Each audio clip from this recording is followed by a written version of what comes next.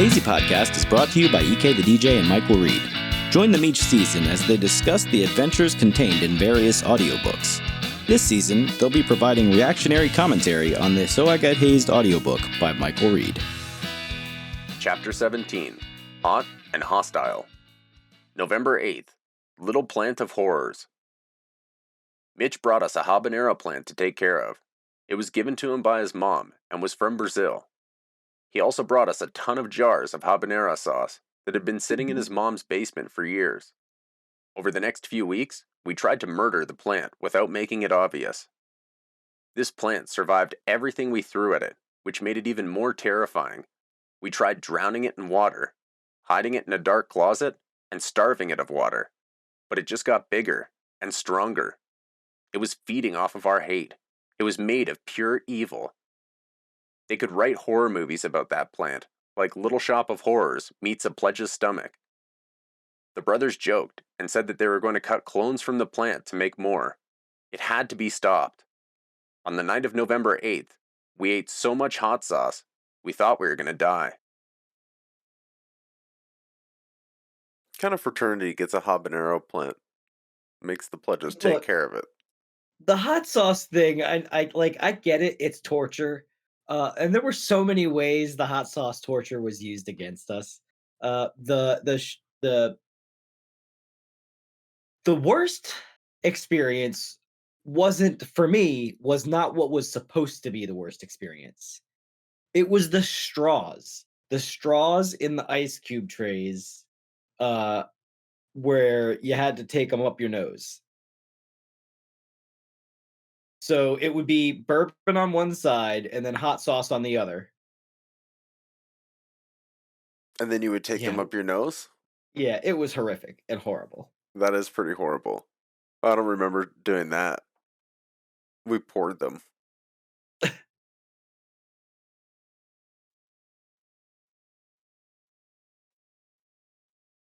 November 9th, Habanero Heave. On the way to class, I couldn't contain myself. I had to puke. I puked on the grass outside a building. It burned and tasted like habaneros.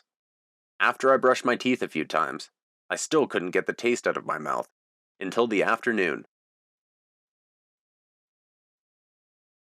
See, little short stories. Little short stories surrounded by one big story.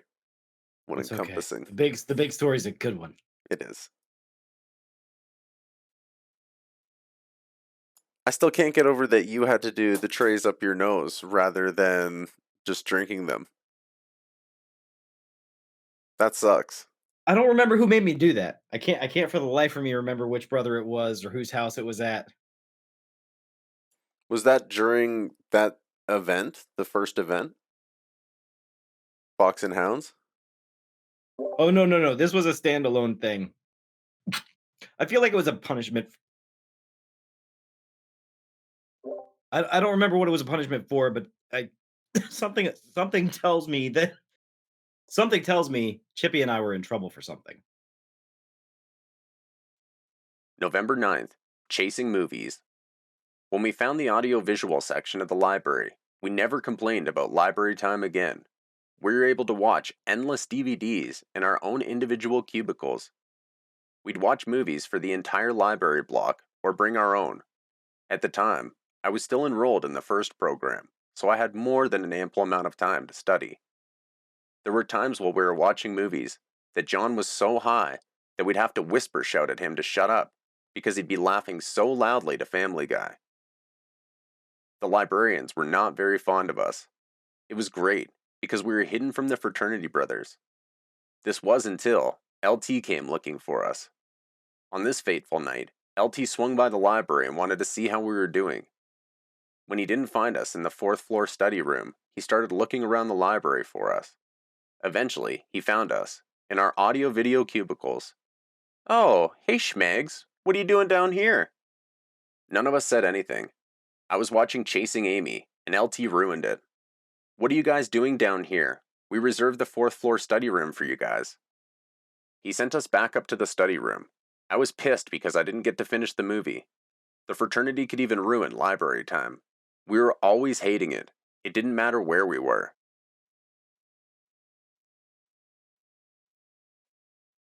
Can I just tell you how much I hate that phrase? Hating it. How much I always hated that phrase? Hating it. You bitches are gonna be hating it. You schmegs are gonna be hating it. Yep. Oh my god, I hated that phrase. That's sort of redundant, don't you think? Ugh. Yeah, that's all of the things in the book were the words and tones and everything used at the time, right? So I'm happy that you dislike the overuse of that phrase because that's Well, exactly how it because was it at the was time. overused. Yeah, that's the thing. Like they told us every day we were gonna be hating it. Oh, you guys are gonna be in the basement on Monday and you're gonna be hating it. Ugh. Surprise, I already am, you know. Tell me.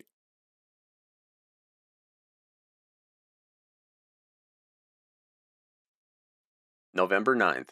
Mud Squawks. After we got out of the library, James and I went to Chippy and Eric's apartment to smoke weed. It was a Tuesday night, and we didn't have any events scheduled. While we were there, I got a call from Doug. He said that I had to come over to his house. James was cleaning dishes for Chippy, so he got to stay at Chippy's house and smoke weed. I walked over to Doug's house by myself, and when I was almost there, Calamander spotted me from the Delta Mu backyard. It was the sorority house that was neighboring Doug's house. He was drinking with the same 3 gorgeous girls that had rescued me earlier in the month. I was so embarrassed. I knew he was going to haze me before I was even able to go to Doug's. He told me to do push-ups, so I did a bunch, no problem. When it comes to hazing, it's never good enough. The hazer just wants to push it to the limit. It's worse when there's an audience that has suggestions for the shit you're going to be forced to do next. He told me to do squawks, and I argued that my shirt would get muddy. I ultimately ended up succumbing to his demands and doing squawks. He told me to start doing squawks in a large mud puddle outside the Delta Mu house. He and the girls got a great laugh out of it. Eventually, I couldn't lift my arms anymore and had to stop. He came over to me and told me to start doing more squawks. He said because I stopped, I was embarrassing him. I lied and said the squawking was hurting my balls. He asked what I was talking about. I lied and said my balls had swollen up from fucking too much. He said he didn't believe me and told me if I didn't keep going, I'd be blackballed. I did as he said, and I performed terrible squawk after terrible squawk. My arms were so tired, I just kept belly flopping into the mud. Eventually, the 3 girls didn't find it as funny anymore and went into their house. Callum told me that I could go home, so I didn't even bother going to Doug's house. I turned off my phone and ran back to the dorms to take a shower and clean my clothes. Imagine how confused Doug was. He's like, I swear I called that guy like 45 fucking minutes ago. Like, he's only 2 streets away. Where the hell is he? Meanwhile, some other brother snagged me outside of his house, made me do a bunch of shit in mud puddles, and then sent Right. me home. You got hijacked. Exactly. When I woke up later in the night, Doug had left voicemails on my phone, telling me I was blackballed for not coming to his house.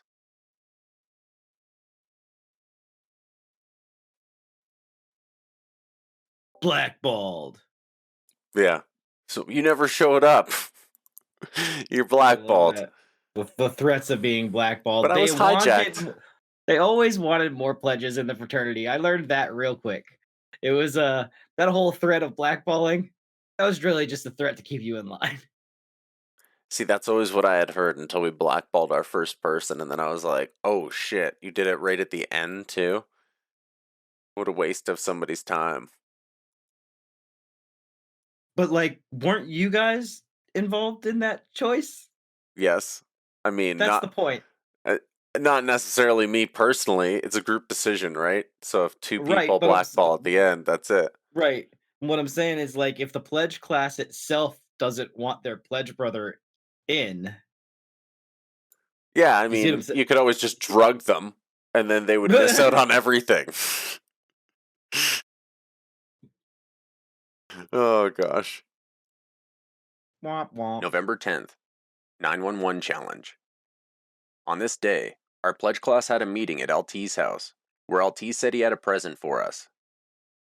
LT told our pledge class that with Thanksgiving break coming up, the fraternity wanted to try to squeeze in a couple of events before we had to leave. This meant that the erratic schedule we had grown so fond of would be shifted again to suit our hazers. LT said that we were going to Virginia Tech for our 911 Hot Wing Challenge. LT's news came with an upside. LT presented us all with Rasta-colored cotton Sig H letters. He told us that they weren't the official silk letters. However, they were a symbol of how hard we'd worked so far. To us, the letters symbolized that LT thought we were all ready to reach the finish line. Otherwise, he wouldn't have bought them. We didn't care if they were official or not. The fact that a brother was giving us any shirt that said Sig H on it was so exciting to us. The sense of accomplishment I felt from getting those letters was unparalleled up to that point. There is always one person that needs to point out the flaws of a gift, though. This is when Tony took his cue and asked, "Are these supposed to be Rasta colors?" LT looked at Tony. "Yeah, why?" "The colors are backwards," Tony said. "Shut the fuck up, Tony," John shouted. "We love them, LT, thank you," I said. "You guys are lucky you got anything. I used my own money to buy these for you. I'm not a fucking stoner like you guys. I just thought that it would be thoughtful. Besides, in a mirror, they'll be in the right order. Be grateful, savvy?" LT said. They were backwards, though. They weren't if you look down.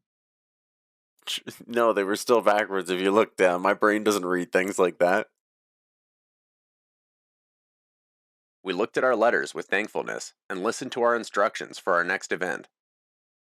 I was stoked about the 911 challenge because hot sauce was in my wheelhouse. I wanted to set a fraternity record for eating the hot wings the fastest. These were the hot wings that some brothers talked about in their interviews. They said there were a few brothers in every pledge class that couldn't finish their wings, and some claimed they were impossible to eat. Other brothers lied to us and said they ate their wings the fastest. Those were the wings I wanted to conquer. When it was time to leave for the event, we piled into the cab of Eric's truck as usual. It was a long, exhausting drive because even though it was nice outside, it was hot and cramped in the bed of the truck. 17 years later, I would still be able to dominate any wing competition against any of my brothers. There might be a few Marines here and there that might still have iron stomachs, but other than that, let's go. It's funny how many mics I know that have iron stomachs when it comes to hot sauce. Yes, and a silver tongue, I think, helps, because then you don't taste as much. The truck didn't have air conditioning, and the cab became a sweaty schmag cesspool. We slid around a lot, and a few of us started to feel carsick. I wondered if that's how dogs felt when they were in the cabs of people's trucks. When we finally stopped, we piled out of the vehicle and took in the scenery. Attractive young students and happy townsfolk were milling around the town. When we had gone to Virginia Tech for our photo scavenger hunt, we didn't have a lot of time to stop and look around the town. It was unfortunate, because the town of Virginia Tech is way bigger than the town of Radford. It has almost 3 times as many students as Radford, and at the time, had a lot calmer of an atmosphere than Radford as well. We stood in front of the entrance to Sharky's restaurant. The building's entrance was quite large and intimidating, mostly because we knew what laid on the other side of the front door. We were ready to destroy the challenge. On paper, the event was going to be easy, considering we all knew the event was over once we all finished the wings. Before we walked in a Sharky's wing and rib joint, I took off my letters because I didn't want to get any sauce on them. I didn't want to throw them in the back of Eric's truck, but I knew my hands would have hot sauce on them, and I couldn't let them get ruined the same day I got them. I asked Eric if he could hold on to them for me. He gave me a little shit, but ultimately, he let me toss them in the back of the truck anyways. Nobody noticed that I didn't have my letters on, so I didn't have to worry about them getting stolen by a brother. The brothers were so excited about the hot wing challenge. That's all they cared about at the time. When we walked into the restaurant, we were the only customers there, just the 15 of us. The interior of the restaurant was very rustic, and everything inside was wooden. There was a wide wooden staircase a few feet in front of the entrance that You definitely set the atmosphere when you come into a place with 15 people and it's dead before that. And everybody's rowdy and young, and it's like mid-afternoon, morning time. We're like, woo! It's about to be a blast. led upstairs to another section of the restaurant. The bathrooms were also by the entrance to the restaurant. I scoped them out quickly so I would have a place to sob after the event. The main restaurant was to our left, and it wrapped around the building behind the front stairs. When we came in, we changed the atmosphere from an empty, calm college restaurant to a 15-man hazing ritual. We were invited to take our seats at a very long table. Before our arrival, the staff had already put together 6 tables to make a larger table. Even though we had tons of table space, there were still brothers that ended up standing to watch the event.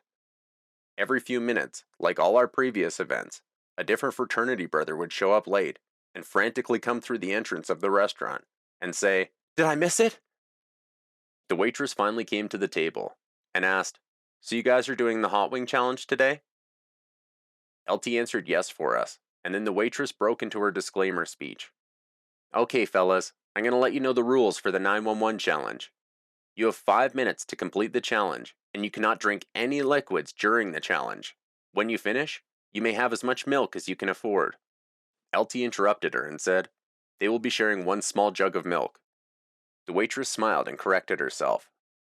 "1 small jug of milk it is. When you guys are done, we'll check to make sure you've stripped the chicken bones clean. If you have, we will award you with a Sharky's 911 shirt. These wings are already hot, but they are going to be extra hot because someone in your fraternity works here and has been preparing the sauce for you guys." Oh God, I thought to myself. All the stories of a brother working at this place were true. I thought that it was a joke, and that they were just trying to make it seem like the wings were much hotter than they actually were. Turns out, the joke was on us, or me in particular, since I thought they were lying. The Sig H brother that worked in the kitchen at Sharky's had been preparing all week for our arrival. He had been soaking 4 special batches of wings in their signature Sharky's atomic hot sauce all week. It was going to be quite the event. After about 10 minutes of talking amongst ourselves, and the brothers trying to scare us, it happened. The temperature changed, and it instantly became humid in the room. This wasn't the regular humidity you'd feel before a rainfall, or on a hot summer day. The room was stuffy, and we could hardly breathe.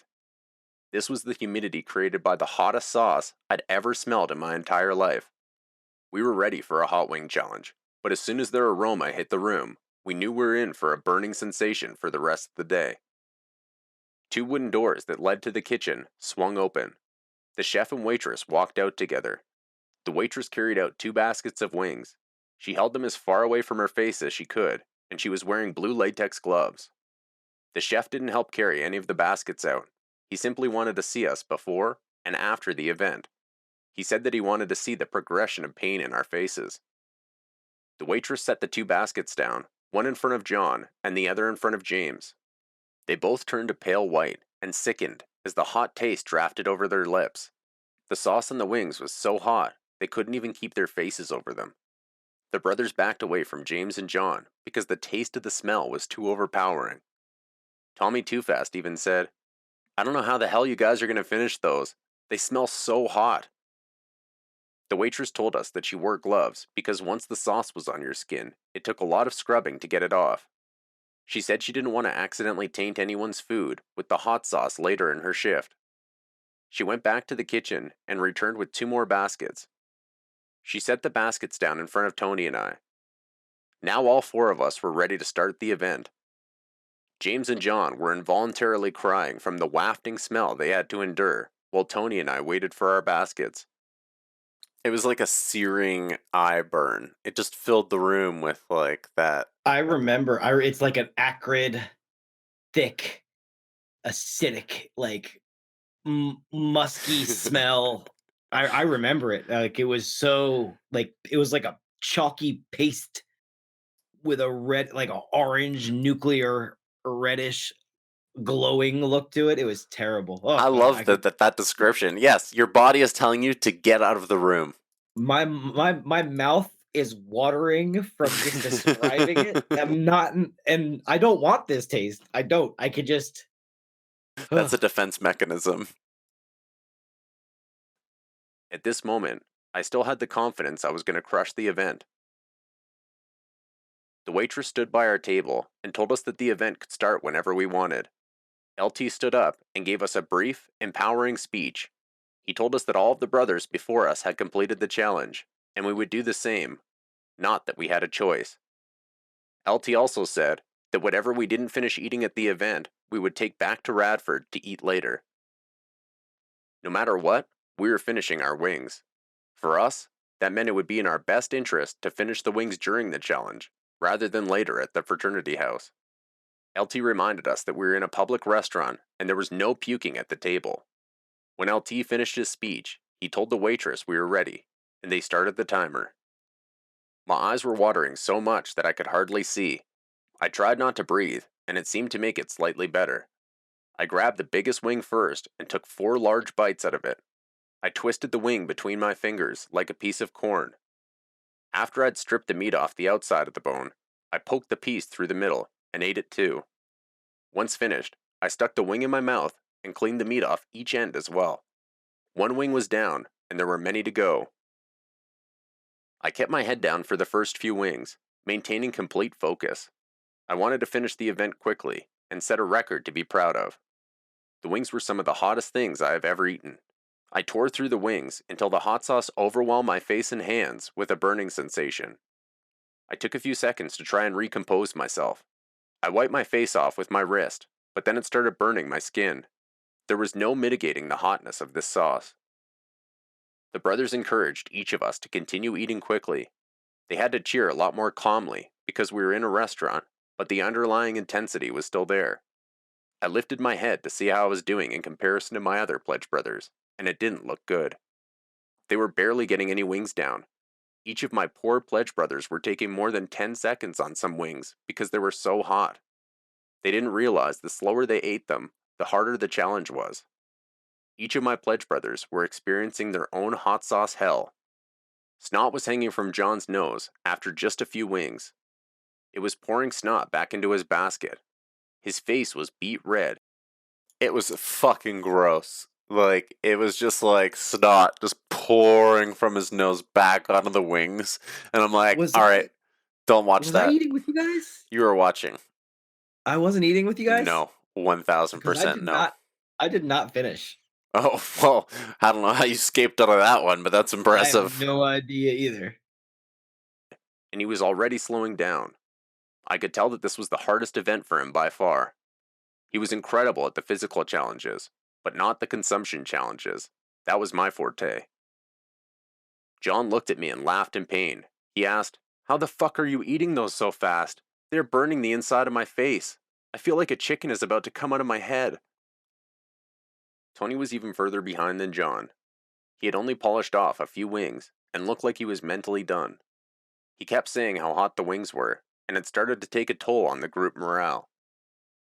After Tony ate another wing, he started gagging and grabbed a metal bucket off the table that was for chicken bones. He held it under his face to puke into. Everyone started yelling at him. "Don't do it! Don't you fucking puke, Tony! If you puke, then it's game over for you, and we'll save the wings." I looked him dead in the eye and said, "You got this, Tony. Do not puke." He knew I meant it, and that I wanted him to succeed. I may have called him too slow a lot, which wasn't nice, but when I used his name, he knew that I was in his corner. It was Tony versus the chicken wings, and the chicken wings had him against the ropes. When I looked at James, he looked like he was not having it at all. He was hardly eating his wings. He looked like a displeased first world child on Christmas Day that hadn't gotten the gift he wanted. He was in utter discontent. His mouth and chin were completely covered in the atomic hot sauce of doom. I could see him trying to wipe his hands under the table, but it was pointless. There was more sauce on James's face than any of the rest of ours combined. Once the sauce was on his skin, it was game over. He'd need to spend some time washing it off after the event. Wiping it only made it worse, and spread further. I couldn't focus on my pledge brothers anymore. I had to finish my wings, so I could sit back and chug some victory milk, or at least 1/4 of a small jug of milk. I kept powering through the wings and my nose started running. There was no stopping it. I used the upper part of my forearm to push against my nose, trying to somewhat plug the stream of snot that was going to pour down my face. I didn't want to snot in my basket like John. The cheers of the brothers were the last thing on my mind. At the forefront of my mind was getting down the last few wings.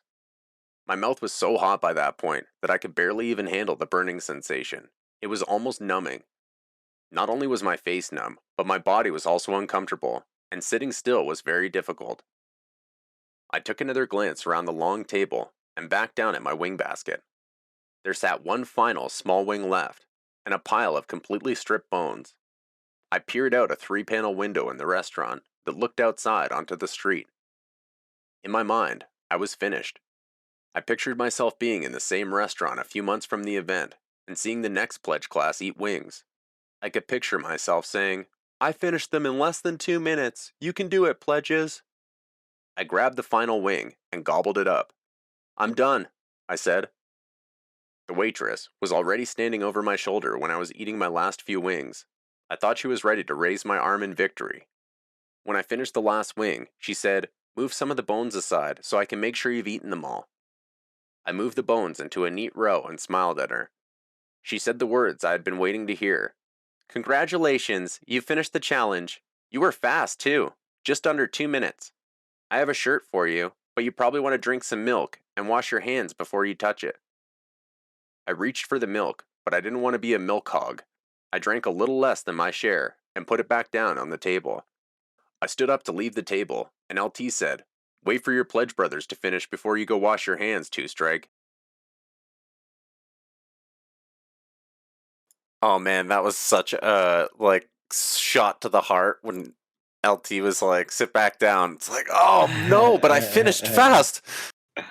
I have to go. I have to clean my hands. Yes, I must clean hands. I wanted to kill LT, and I wanted to kill my pledge brothers for eating their wings so slowly. I sat back down. A minute later, John finished his wings and couldn't drink the milk fast enough. He left half a jug of milk for everyone else. John had hot wings stuck in his braces, and he looked like he was in a lot of pain. The milk was useless. We each needed a large jug to ourselves to be effective. If anything, it was more of a horrible tease than a wonderful prize. When John finished drinking the milk, he moved his chair closer to me so we could quietly talk while the other guys struggled to finish. "Fucking hot, wasn't it?" I said to him, wiping hot sauce from my fingers onto any napkin or piece of tablecloth I could grab. John was also using napkins to wipe down. "This was by far my hardest fucking event, man. I don't know how you were able to finish those wings that fast. I feel sick to my stomach. I want a yak," John said. With the help of the fraternity brothers, John and I cheered on James and Tony. Tony gagged for the entire 4 minutes of his challenge. It was really hard for Tony to get the wings down. His little body was instantly rejecting the hot sauce. I wondered how his stomach would feel at the end of the day. When the timer was running out, LT told James and Tony that they only had a minute left to finish their wings. Tony kicked it into high gear. Unfortunately, there was no way James was going to finish his wings. He was eating so slowly he was going in reverse. James was hating life. The "ba-da-ba-ba-ba, we're hating it" theme song came to mind. James and Tony were both hating life. Tony finished his wings 20 seconds before the timer ended, but James didn't finish his. When Tony finished, he grabbed the jug of milk and pounded almost all of the rest of it. John and I were waiting for second sips, but there was such a collection of hot sauce and snot around the lid that drinking it was as bad as eating another chicken wing. Tony left a little less than a shot glass worth of backwashed milk in the jug for James. There was no fucks given at that point. Tony was like, I need to drink what I can. Sorry, James. A pure dick move, but his mouth was on fire, and he could only think about putting out that fire. James didn't care. He was so defeated at that point that Tony pounding the milk was the last thing on his mind. The fact that he'd have to finish his wings at the fraternity house later was his biggest concern. "Good job, guys. Even you, James. Don't worry, you'll get a second chance to finish these wings this week. Besides, we can bring you back here next semester too. Now you can go wash up, guys," LT announced. The 4 of us sprinted towards the bathroom. I shoulder-checked the door open and ran towards the sink. If LT hadn't made me sit there, I could have been in and out of the bathroom before John and Tony had even finished their wings. I had simmered for almost 3 minutes while my face burned with victory. I wanted to try and wash the hot sauce off my fingers, face, and everything else. I didn't care about my pledge brothers at that point. John was right behind me, ready to wash himself up and piss. James and Tony busted in the bathroom in the same fashion that John and I had. Even Tommy Too Fast came in because he had touched a wing and it was burning his hands. Tony went into a bathroom stall and started puking his brains out. "Oh my god," he cried. "It's like I'm eating them twice. It burns even more now."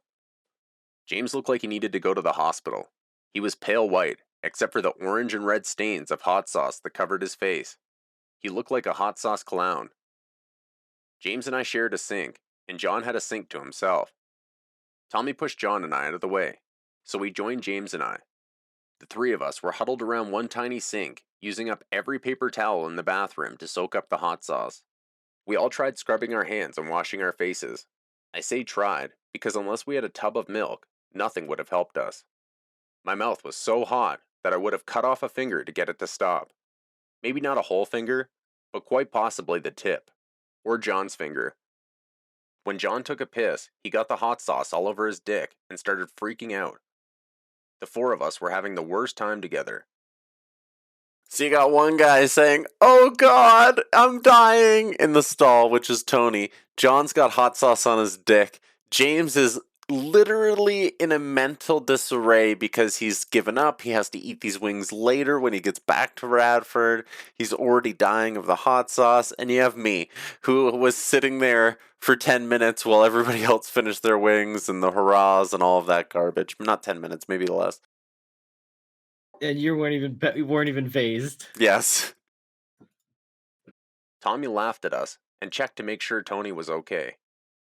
Tommy said, "Wow, I don't remember it being that hot. I'm going to buy you guys a jug of milk for the way home." We couldn't wait for some more milk, but I think all of us just wanted to go back to campus. There, we could buy an infinite amount of drinks and food to calm our bubbling stomachs. At that moment, we were responsible for taking care of one another in our hot sauce-induced states of delirium. We all came out of the bathroom, except for James, who hung out in there for another few minutes before LT went in after him to make sure he was okay. Generally, it was our duty to make sure our pledge brother was okay, but we were all in such misery, LT took care of it for us. He came out of the bathroom with James, just about the same time that Tommy Too Fast had come back, with the tiniest jug of milk for all of us to share. It was smaller than the jug we had shared at the table, but we were thankful for any milk or cooling agents we could get our hands on. John, Tony, and I took some gulps out of the tiny container, and then gave the remaining half to James, who looked like he needed it the most. He looked like he needed to be put on a saline drip because the hot sauce had dried out all of the fluid in his body. James was so upset he didn't finish. He was angry at the event. We piled into the cab of Eric's truck and were driven back to campus. John, Tony, and I held our SIG-H and Sharky's 911 shirts in our hands. James used the shirt he was wearing as a pillow and used the wheel well at my back to lean on. He fell asleep, even though the ride made us slide back and forth. John, Tony, and I spent more than the next hour discussing how hot the wings were and what kind of flaming shits we were going to take later that evening. After a while of listening to us complain about how hot the wings were, Eric and Chippy couldn't listen anymore. Before turning up the music in the truck, they told us that we had the night off. James would have to eat the rest of his wings the following day as punishment for not finishing. "Fuck that, I'm not eating those wings," James mumbled to us. I don't think I've ever seen James so mad after an event before. He had a vendetta against you guys after that. Yeah, that'll happen. No one likes every event. That's true. "We'll figure it out, man," I said to calm him. By the time we got back to campus, we were pooped. Chippy invited us over to his house for some gravity bong hits. He told us it would make our stomachs feel better. We'd have to cut our own 2-liter bottle, though, because Chippy didn't want hot sauce all over his. When we arrived at Eric and Chippy's house, Tony decided he didn't want to hang out anymore. He went straight back to campus on foot, and the rest of us went inside to smoke weed. While we were hanging out, Chippy kept threatening James with the wings, saying he was going to make him eat them that night. Eventually, Chippy's girlfriend Rachel came over, and he kicked us out of his room and closed his door. Eric had to do some homework, so he said it would probably be a good end to the night if we just left. He told us to close his door so we didn't have to listen to Chippy having sex. I thanked Eric for the Rasta letters and the 911 shirts on the same day. I pulled his door closed and said goodbye. As we were leaving, I looked at James and pointed to the refrigerator where Chippy had put the hot wings. He nodded and opened up the fridge, grabbing the wings. We left the apartment and started talking. John immediately became the sketched out voice of reason and said, "Man, if they find out we took those, they're going to make us all eat more wings." James was completely fed up with the entire situation. He looked at John and said, "Fuck them. What are they going to do? Drive back up to Tech and buy more? I don't think so." The three of us calmly walked outside and then sprinted up the back alley with the white styrofoam box of wings. We poured the wings into a sewer grate and crushed the box. We hid the trash under someone's car in the parking lot where Eric's truck was. It wasn't the best spot to stash the trash, but we figured they wouldn't go looking under cars for the box. Even if they found the empty box, it could be a box from any restaurant on our campus. Not to mention, we were dumb criminals, and ultimately it didn't matter to us. That's how much James wanted to get rid of the box. He was We willing knew to you just, did that. he was just willing to steal it. We knew you did it. I know. And then the next day, Chippy calls us all. We were in the clear at that moment with no witnesses or evidence. We'd just have to lie and say, we don't know where the wings went, if we were asked, and we'd be fine. The next morning, my phone rang. It was Chippy. Shit, I thought to myself, stick to the lie and you'll be fine. Hello? I answered. Where are they, Mike? Chippy asked. John's sleeping. James and Tony may be in class or sleeping too, I said, acting completely oblivious to what he was asking. Not your Pledge Brothers, Two Strike. You know what I'm talking about, Chippy answered. Where or what, buddy? I asked. The chicken wings James was supposed to eat. I put them in my fridge last night, and when I checked this morning, they weren't there anymore. Maybe someone took them and ate them. Who in their right mind would steal those flaming chicken sticks, Mike? I know you took them, and when I find out where they are, or that you did take them, you guys are hating it. Good thing none of us would have ever turned on one another, so you would never find out where they are. Chippy said. I didn't take any wings, man, I said. I'll see you later, Mike, Chippy said, hanging up the phone. I called James and John and told them to expect a call from Chippy, asking about the wings. Chippy may never know who took the wings, but he knew 100% that a pledge was the culprit.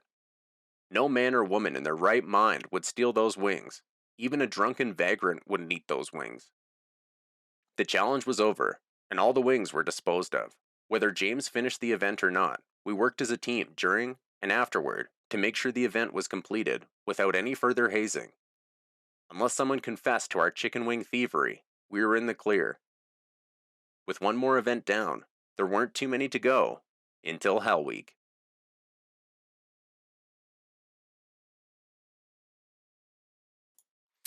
That was a good event, I think. Yeah. I think that was a good event for everybody involved. So then, following that event, this is what happens next.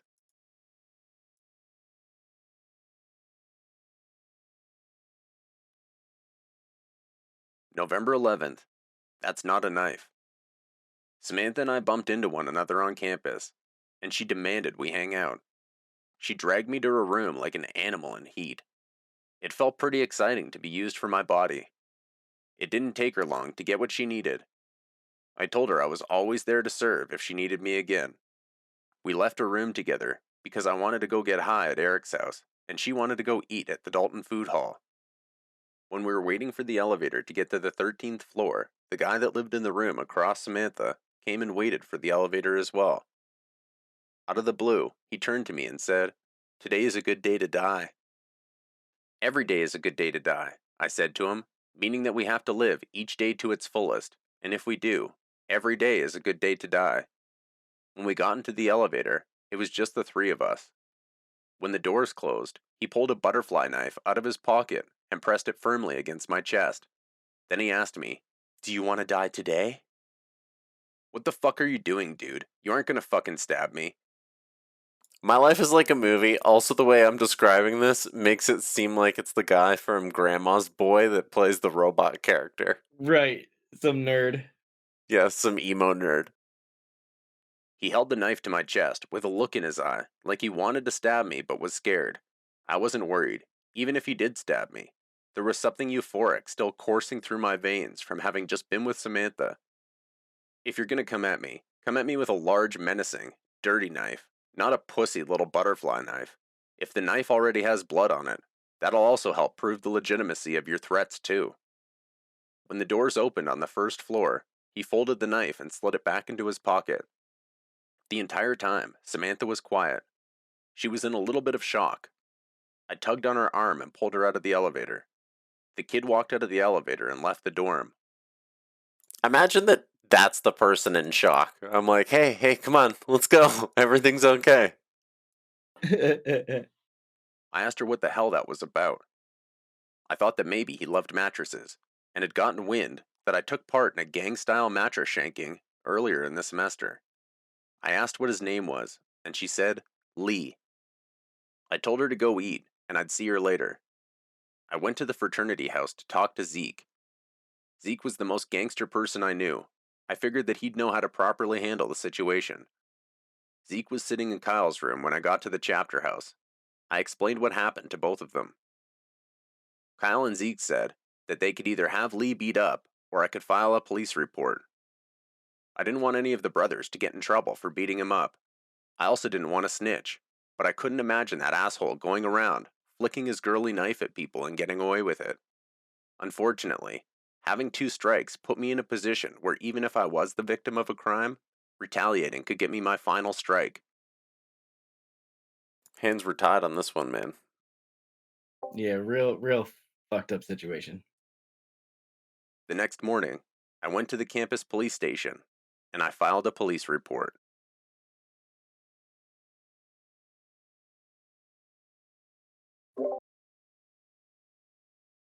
And that spiraled something else out of control. It's just like one thing leading to another thing, leading to another thing. Yeah. That's the story of this story. And that's how the next chapter will begin. So Love it.